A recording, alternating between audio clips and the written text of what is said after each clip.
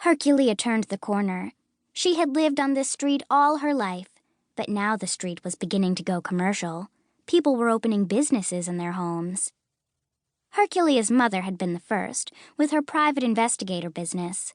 The small, tasteful sign had gone up one night. Mim R. Jones, private investigator. Within a week, another sign sprang up down the block. It was not as tasteful. Madame Rosa, palmist, walk-ins welcome. After that, the signs sprang up nightly, like mushrooms. Bernie Holden, accounting. Bessie Youngstern, alterations. Cherry's cakes. One-day dentures. Divorces, $35. Herculeah liked it. She felt it gave the street a prosperous look that other residential streets didn't have. Now she walked quickly until she came to the steps of her house. She stopped abruptly beside her mother's sign. Sitting on the steps, blocking her way, was Meat, a boy who lived across the street. As soon as Meat saw Herculeah, he put out his arms and took hold of the metal banisters. "Don't go inside," he said. "Well, I guess I can chat for a minute," Herculeah said. She sat on the bottom step and turned toward him. "Guess what, Meat? You know that shop Hidden Treasures? Well, I went in there to try out some binoculars, which I need for helping Mom, and I was just checking them out when I saw my father over at Dead Oaks." "What was he doing there?" "He wouldn't tell me. Nothing major. That's what he always says." "I hate that house," Meat said. "It gives me the creeps." "Me too." "My mom saw the old man that lived there one time." "Really?"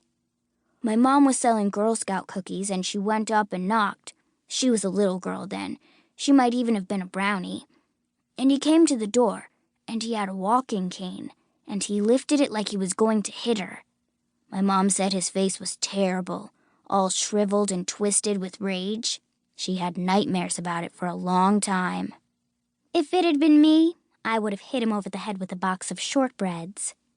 "That wouldn't have been very Girl Scout-like." "I know. But anyway, Meat, is my mom home?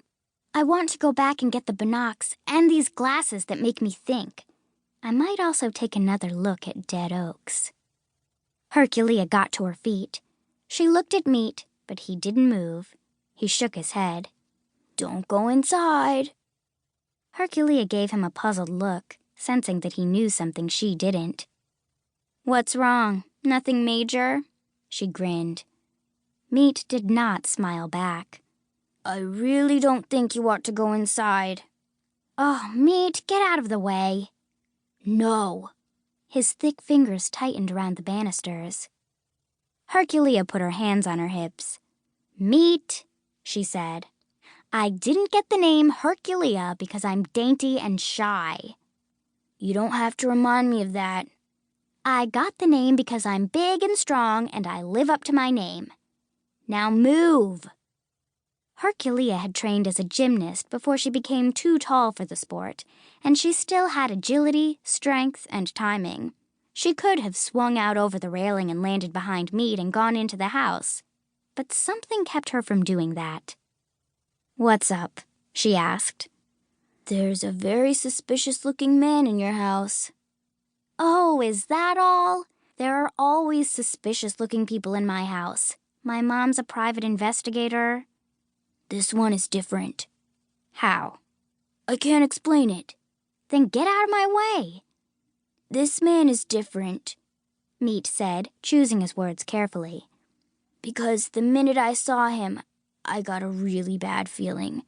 He was like something that just crawled out from under a rock. I saw him coming down the street and I thought, where would a creep like that be going? Then he got to your house and he stopped."